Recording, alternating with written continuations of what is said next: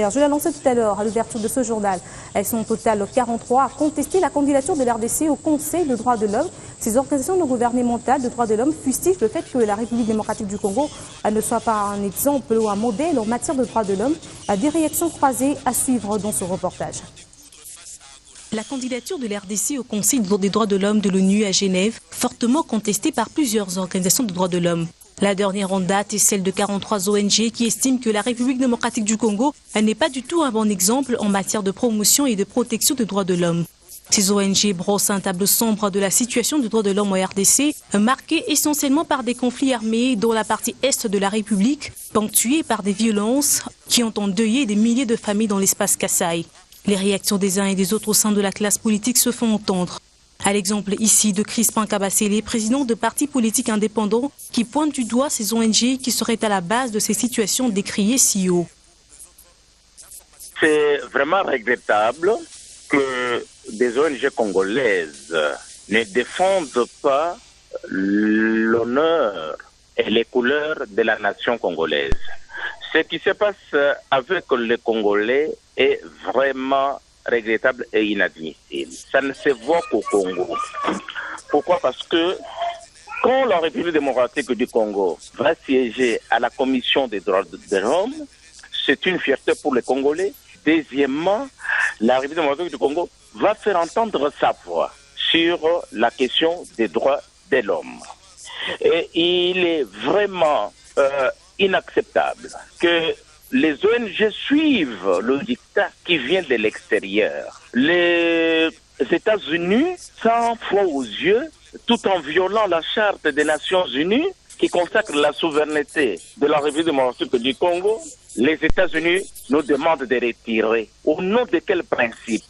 Donc, nous sommes contre le comportement de ces ONG qui sont animées par des gens que nous connaissons et des gens qui sont au service des étrangers, payés par les étrangers pour déstabiliser la République démocratique du Congo.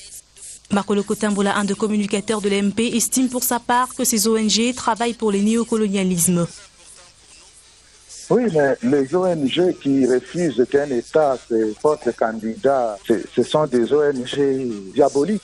Parce que, franchement, au nom de quel droit se permettent-elles, ces ONG, de refuser qu'un État souverain comme le nôtre se soit porté candidat?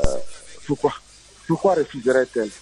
Au nom de quel principe de droit international pourrait-elle refuser à la RDC le droit de se porter candidat? Non, ben tout ça, vous comprenez que nous sommes en face des gens qui veulent perpétuer la néocolonisation. Et nous, on n'est pas d'accord avec ça. Nous sommes un État membre des Nations Unies et nous avons tous les droits, y compris celui d'être candidat. Oui, parce que vous pensez que les États-Unis sont si exemplaires.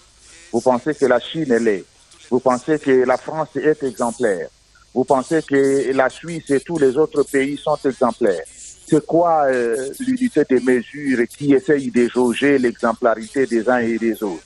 De dégâts massifs qui sont commis par la France, les États-Unis, la Belgique, la Suisse et tous ces pays-là, vous croyez qu'eux, ils sont en droit d'être candidats à tout? Pas nous. Qu'est-ce que nous faisons qui ne nous permettent pas d'être candidats? Du côté de la société civile, Georges Kapiemba, président de la CAGE, pense qu'il faudrait d'abord commencer pour l'RDC à être un bon exemple en matière du respect des droits de l'homme.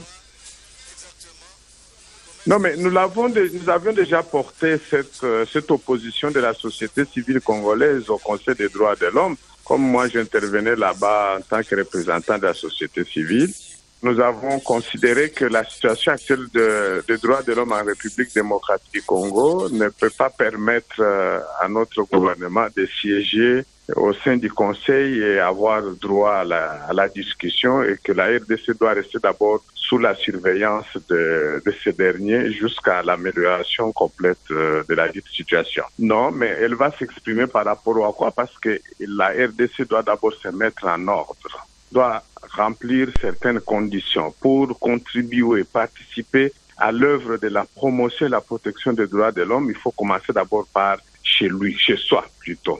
Mais si on n'est pas en mesure d'abord de protéger, de promouvoir les droits de l'homme chez soi, comment pouvons-nous les faire pour d'autres pays ou au niveau de la communauté internationale. Donc c'est de l'illusion. Tout compte fait, le gouvernement congolais tient mordicus à déposer et voir sa candidature acceptée au Conseil des droits de l'homme de l'ONU.